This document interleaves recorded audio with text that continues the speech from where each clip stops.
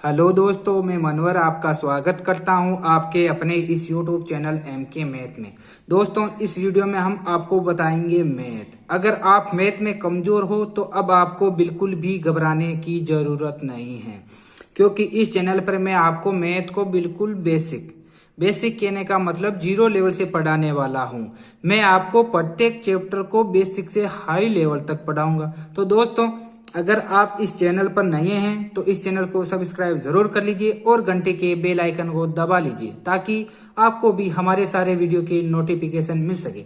दोस्तों, कल तक हमने भिन्न का पार्ट नंबर 4 कंप्लीट किया था, जिसमें मैंने आपको बताया था कि दशमलव भिन्न क्या होती है, दशमलव भिन्न को साधारण भिन्न में कैसे परिवर्तित करते हैं, भिन्न के जोड़ और बाकी कैसे करते हैं। आज हम करेंगे भिन्न का पार्ट नंबर 5, जिसमें मैं आपको बताऊंगा कि भिन्नों की तुलना कैसे करते हैं। तो दोस्तों, चलिए भिन्न के पार्ट नंबर 5 पर चलते हैं।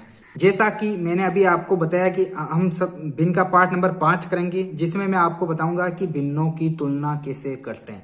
भिन्नों की तुलना से मतलब है दोस्तों कि सब अपने पास क्वेश्चन आएगा कि सबसे बड़ी भिन्न कौन सी है या सबसे छोटी भिन्न कौन सी है, या भिन्नों को आरोही क्रम में जमाइए और अवरोही क्रम में जमाइए। तो सबसे पहले अपने को ये तो आना चाहिए कि भिन्नों को तुलना कैसे करते हैं। तो चलिए दोस्तों, मैं आपको भिन्नों की तुलना करने के कुछ नियम बताऊंगा। दोस्तों, इन नियमों का आपको बिल्कुल भी रटना नहीं है, बल्कि इनको समझना है। मैं आपको एक भी ऐसा नियम नहीं बताऊंगा जिसको कि आपको रटना पड़े। तो दोस्तों, सबसे पहले मैं आपको नियम बताऊंगा, उसके बाद में उसको मैं आपको समझा दूंगा और उसके बाद में एक उदाहरण भी करवा दूंगा, ताकि आपका नियम बिल्कुल कंप्लीट हो जाए और आपको रटने की बिल्कुल भी जरूरत नहीं पड़े। तो दोस्तों, चलते हैं नियम नंबर 1 पर। भिन्नों की तुलना करते समय यदि भिन्नों के हर समान हो तो जिसका अंश बड़ा होगा वह भिन्न उतनी ही बड़ी होगी। तो नियम नंबर 1 को समझिए दोस्तों। यदि दो या दो से अधिक भिन्न देर की और यदि उनके हर समान हो, सबसे पहले क्या शर्त होनी चाहिए? यदि उनके हर समान हो तो वह संख्या सबसे बड़ी होगी जिसका अंश जितना ही बड़ा होगा। मतलब अपने पास कोई भी क्वेश्चन दे रखा है, यदि उनके अंदर दो या दो से अधिक भिन्न देर के है और यदि उनके सब हर समान हो, तो अपने पास क्या देखना है कि उनके अंश कौन सी संख्या का बड़ा है। जिसका अंश जितना ही बड़ा होगा वह संख्या उतनी ही बड़ी होगी। एक उदाहरण लेते हैं दोस्तों। 2/3, 4/3, 5/3। अब अपने पास क्वेश्चन क्या है कि एक भिन्न दे रखी है, 2/3, 4/3, 5/3। इसमें से अपने को देखना है कि सबसे छोटी भिन्न कौन सी है और सबसे बड़ी भिन्न कौन सी है। तो अपने पास सबसे पहले क्या देखना है कि पहली शर्त क्या होनी चाहिए? सभी के हर समान होने चाहिए। हर क्या है? 3 और 3, सबके हर समान है। अब यदि सभी के सबके हर समान है तो अपने पास देखना है कि कौन सी संख्या का अंश बड़ा है। 2/3, 4/5, 2/3, 4/3 और 5/3। अब अपने पास सबके हर समान है तो अपने पास देखनी है कि कौन सी संख्या का अंश बड़ा। अंश कौन सी संख्या का बड़ा है? 5/3 का। तो सबसे बड़ी भिन्न कौन सी हो जाएगी? 5/3। और सबसे छोटी भिन्न कौन सी हो जाएगी? 2/3। क्योंकि हर समान हो तो जिसका अंश बड़ा होगा वही बड़ी भिन्न होगी। यदि दो या दो से अधिक भिन्नों के हर समान हो तो जो संख्या जिसका अंश जितना बड़ा होगा वह संख्या उतनी ही बड़ी होगी और जिसका अंश जितना छोटा होगा वह संख्या उतनी ही छोटी होगी। मैं जहां तक समझता हूं कि आपको नियम नंबर 1 समझ में आ गया होगा। इसको दोस्तों आपको रटना नहीं है। जिसको भी बेसिक कंप्लीट नहीं है दोस्तों, इस चैनल से निरंतर जुड़े रहिए। मैं आपसे वादा करता हूं आपको एक भी ऐसी चीज नहीं बताऊंगा जो आपको रटनी पड़े, और आपको यदि हमारे साथ आप निरंतर बने रहे तो एक भी ऐसा चैप्टर नहीं होगा जो आपको नहीं आएगा। दोस्तों, इसके आगे चलते हैं नियम नंबर 2 पर। नियम नंबर 2 क्या है कि जब भिन्नों के अंश समान हो, मतलब यदि दो या पहले नियम के अंदर हमने क्या पढ़ा था? यदि भिन्नों के हर समान हो। अगला नियम कहता है कि जब भिन्नों के अंश समान हो तो वह भिन्न उतनी ही बड़ी होगी जितना उसका हर छोटा होगा। नियम नंबर 1 के अंदर क्या देखना था अपने को कि हर समान है या असमान। अब नियम नंबर 2 कहता है कि यदि दो या दो से अधिक भिन्नों के अंश समान हो तो जो संख्या, मतलब यदि दो या दो से अधिक भिन्न दे रखी और सबके अंश समान है, तो अपने पास ये देखना है कि जो यदि सभी भिन्नों के अंश समान हो तो जिस संख्या या भिन्न का हर बड़ा होगा वह भिन्न उतनी ही छोटी होगी और जिसका हर जितना छोटा होगा वह भिन्न उतनी ही बड़ी होगी। उदाहरण से करते हैं। 3/4, 3/5, 3/7। अब अपने पास क्या देखना है? इन सबके हर समान अंश समान है। 3 और 3 सबके अंश समान है। तो अपने पास क्या देखना है कि हर देखना है। 4, 5 और 7। अब अपने पास देखना है कि हर किसका बड़ा है। 3/7 का हर क्या है 7, ये सबसे बड़ा है, तो ये संख्या कौन सी हो गई सबसे छोटी। तो सबसे छोटी भिन्न कौन सी हो गई 3/7। क्यों हुई, क्योंकि इसका हर बड़ा और अंश सबके समान है। अब सबसे बड़ी भिन्न कौन सी हो जाएगी 3/4। क्यों, क्योंकि इसका हर सबसे छोटा है। दोस्तों नियम नंबर 2 के अंदर आपको कुछ भी नहीं रखना है। इसके अंदर यह समझना है कि यदि सभी की सभी भिन्नों के अंश समान हो तो जिस संख्या का हर बड़ा होगा वह संख्या उतनी ही छोटी होगी। दोस्तों मैं समझता हूं आपको नियम नंबर 2 ही समझ में आ गया होगा। अब चलते हैं दोस्तों नियम नंबर 3 पर। नियम नंबर 3 अपने पास क्या है, सबसे पहले मैं आपको नियम नंबर 3 बता देता हूं, इसके बाद में मैं आपको इसको समझा दूंगा।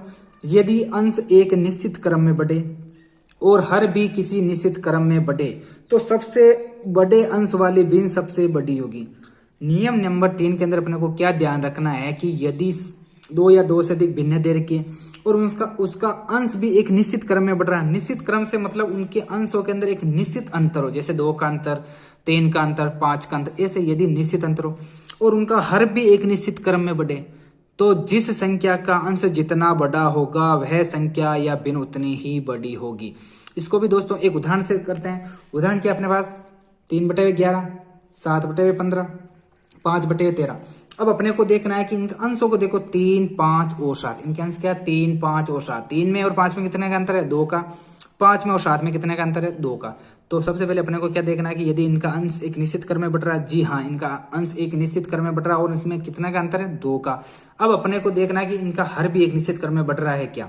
हर क्या है 11, 15 और 13, इनमें भी एक निश्चित अंतर है 2 का। 11 और 13 में कितने का अंतर होगा 2 का, और 13 और 15 में कितने का होगा 2 का। मतलब यदि अंशों में भी एक निश्चित वृद्धि हो और हर में भी एक निश्चित वृद्धि हो तो जिस संख्या का अंश जितना बड़ा होगा वह संख्या या भिन्न उतनी ही बड़ी होगी, और जिस भिन्न का हर अंश जितना छोटा होगा वह भिन्न उतनी ही छोटी होगी।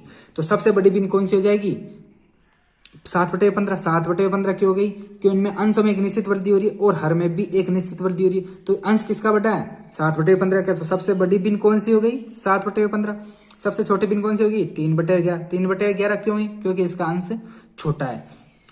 मतलब ये नियम नंबर 3 भी आपको समझ में आ गया होगा। नियम नंबर 3 के अंदर आपको क्या ध्यान रखना है, यदि भिन्नों में सभी के अंशों में एक निश्चित वृद्धि हो और हर में भी एक निश्चित वृद्धि हो तो अपने को क्या देखना है कि जिसका अंश बड़ा होगा वह उतनी बड़ी होगी और जिसका अंश जितना छोटा होगा वह उतनी ही छोटी होगी। दोस्तों ये तो थे 3 नियम। अब अपना अगला नियम करते हैं चौथा नियम। चौथा नियम कब लागू होगा, जब ये तीनों के तीनों नियम नहीं लागू हो। तो अपने पास चौथा नियम लगाएंगे। तो नियम नंबर 1 के अंदर हमने क्या समझा था, यदि सभी भिन्नों के हर समान हो तो जिस संख्या का अंश बड़ा होगा वो उतनी बड़ी होगी।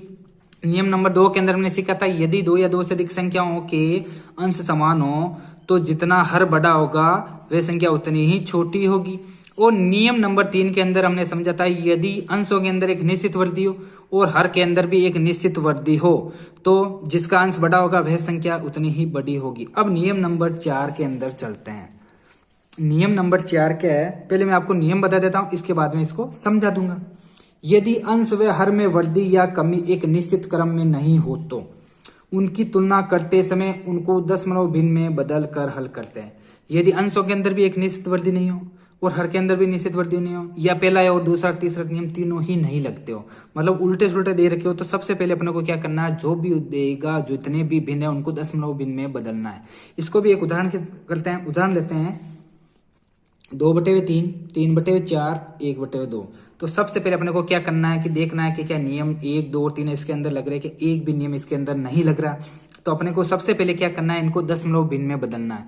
दशमलव भिन्न में कैसे बदलेंगे, इसके अंश के अंदर हर का भाग दे दीजिए। जैसे उदाहरण से करते हैं अपन 2/3 को दशमलव भिन्न में बदलते हैं। 2 के अंदर किसका भाग देंगे 3 का। तो क्या 3 का भाग 2 में जाएगा, नहीं जाएगा, तो क्या लगाया दशमलव और क्या लगा दिया 2 के साथ में। सुनिए तो 20 हो गए। 3 का 20 में कितने बार जाएगा 6 बार। कितने हो गए 18। बच्चे कितने 2 के अंदर लगाया 0, 20 के अंदर वापस 6 बार। मतलब 2/3 को अपन दशमलव में कैसे लिखते हैं 0.66। 3/4 को 0.75। 1/2 को 0.50।